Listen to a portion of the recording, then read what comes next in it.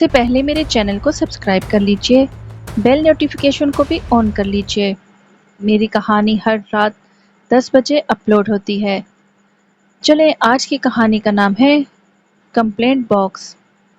आज भी शिकायतनामा पोस्ट ना हो पाएगा और फिर बात कल पर चली जाएगी। 5वें आसमान पर मौजूद डाक खाने का रास्ता यहाँ से होकर जाता है। निमरा ने राह चलते फरिश्ते को रोककर पूछा। जी हाँ, मगर डाक खाना कुछ ही मिनटों में बंद होने वाला है। फरिश्ते ने घड़ी देखते हुए निमरा को जवाब दिया, मगर अमूमन डाक खाना तो दोपहर 3 बजे तक खुला रहता है। निमरा फरिश्ते के जवाब पर यकदम बोली, जी हाँ, मगर मामूलात जुमे के रोज कुछ और होते हैं। फरिश्ता लंबी सांस भरते हुए जवाबन बोला। घड़ी इस वक्त 12 बजा रही थी और निमरा अपनी बेइंतहा कोशिशों के बावजूद अभी तीसरे आसमान तक ही पहुंची थी। ऐसी ही कछुए की चाल चलती रही तो आज भी शिकायतनामा पोस्ट ना हो पाएगा और फिर बात कल पर चली जाएगी। निमरा खुद से बात करते हुए एकदम माफी में सर हिलाते हुए बोली, नहीं, चाहे जो हो जाए, शिकायतनामा तो आज ही पोस्ट करूंगी। निमरा ने फौरन वक्त न जाया करते हुए अपने हील वाले जूते उतारे और आओ देखा न ताओ सीधा दौड़ लगा दी। निमरा इतनी तेज भाग रही थी जैसे हवा के घोड़े पर सवार हो।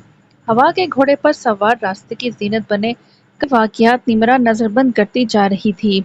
5वें आसमान पर मौजूद डाक खाने के रास्ते में कई बागात पड़ते थे जो हर लिहाज से हसीन और पुरसकून थे।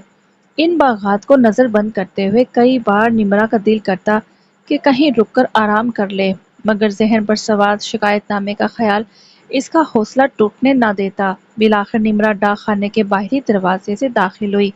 सवालियों की लंबी कतार देखकर निमरा हैरतज़दा हो गई। हर कोई अपना खत पोस्ट करने की उम्मीद लिए डाक खाने के बुनियादी दफ्तर के बाहर अपनी बारी का इंतजार कर रहा था। निमरा मन ही मन में सोचने लगी, मैं वाहिद नहीं हूँ जो अल्लाह को शिकायतनामा भेजने की नीयत से आई हूँ। मेरे अलावा बहुत से और भी हैं जो अपनी मौत से खुश नहीं। इंतजार करने वालों की कतार में निमरा का आखिरी नंबर था। घंटा इंतजार करने के बाद आखिर वो वक्त आ ही गया जिसका निमरा को बेसब्री से इंतजार था।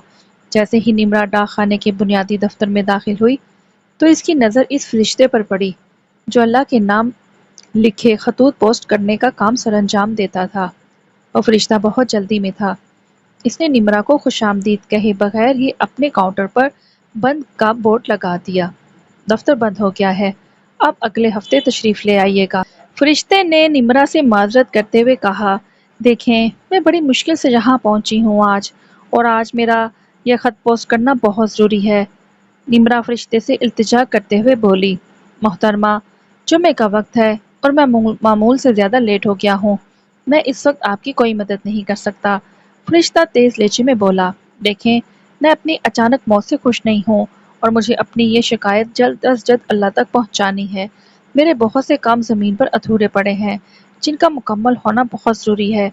निमरा अपनी बात पर जोर देते हुए फरिश्ते से बोली, प्लीज़ मुझे ये खत पोस्ट करने दें, अल्लाह आपका भला करे। निमरा की पुरइसरार इल्तिजा फरिश्ता ज्यादा देर तक तर्क न कर सका। वो एक लम्हे के लिए सोच में पड़ गया। मोहतरमा, फरिश्ते ने निमरा को मुखातिब करके एक लंबी सांस खींची, आप एक काम करें। फरिश्ता बात मुकम्मल करते हुए बोला, आप इस कमरे में मौजूद कॉम्प्लेट बॉक्स में अपना खत इस मोहर के साथ खुद ही डाल, मैं थोड़ा जल्दी में हूँ। फरिश्ता अपनी बात मुकम्मल करते ही वहां से चला गया। अब इस खाली डाक खाने में निमरा अपने शिकायतनामे के हमरा तनहा खड़ी थी।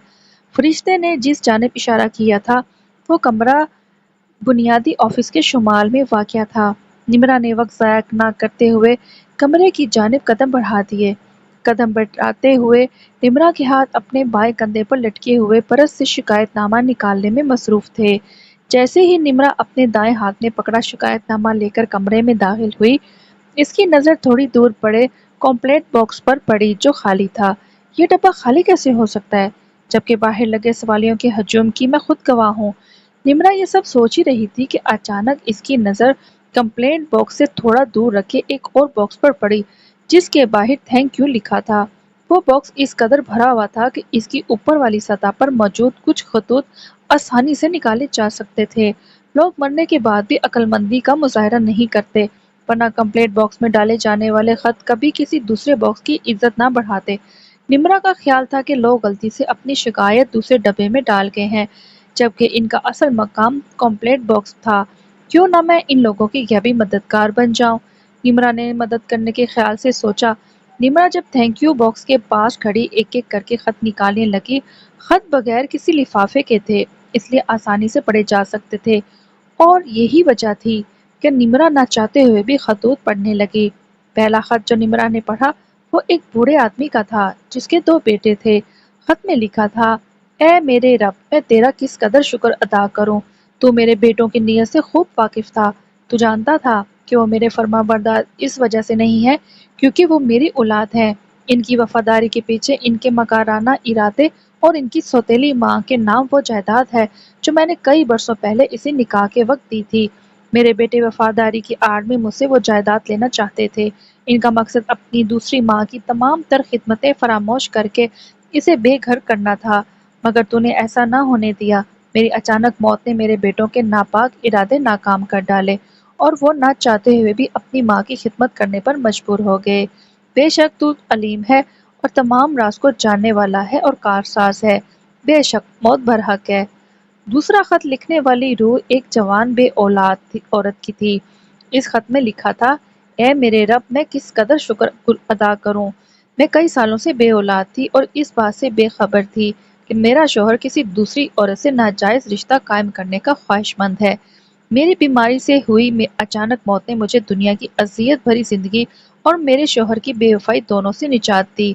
بے شک تو تمام علم رکھنے والا کارساز ہے، بے شک موت برحق ہے۔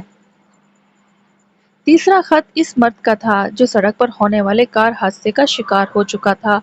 خط میں لکھا تھا، اے میرے رب، میں تیرا کس قدر شکریہ ادا کروں، میری موت نے میری اولاد کو وہ حق ادا کیا جو میں اپنی زندگی میں شاید نہ ادا کر سکتا۔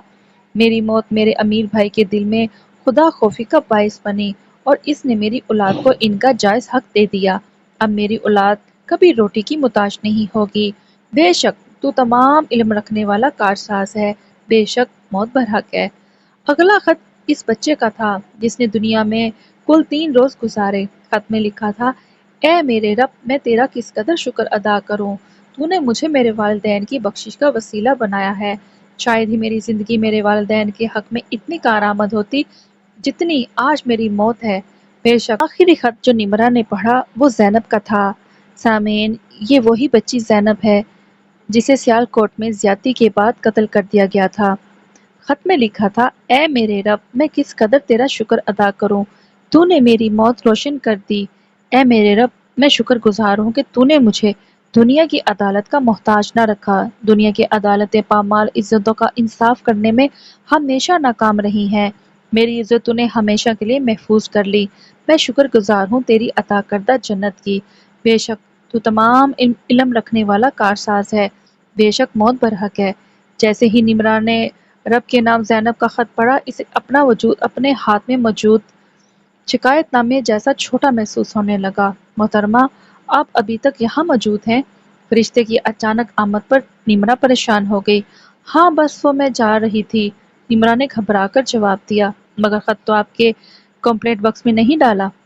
فرشتے کے سوال پر نمرا نے اپنا خط اپنی ہتھیلی میں زور سے دبا لیا۔ ہاں، وہ مجھے خیال نہیں رہا، میں جلدی میں خط ڈالنا اور خط لانا بھول گئی، پھر کسی دن تشریف لے آؤں گی، نمرا نے جواب دیتے ہوئے کہا، آپ بس رب کا شکریہ کہہ کر دیجئے۔ نمرا نے جواب دیتے ہوئے کہا، آپ بس رب کو شکریہ کہہ دیجئے، خدا حافظ۔ نمرا کے جاتے ہی فرشتے نے ایک بار پھر باکس کو مسکراتے ہوئے دیکھا اور بولا، بے شک رب تمام علم رکھنے والا کارساز ہے۔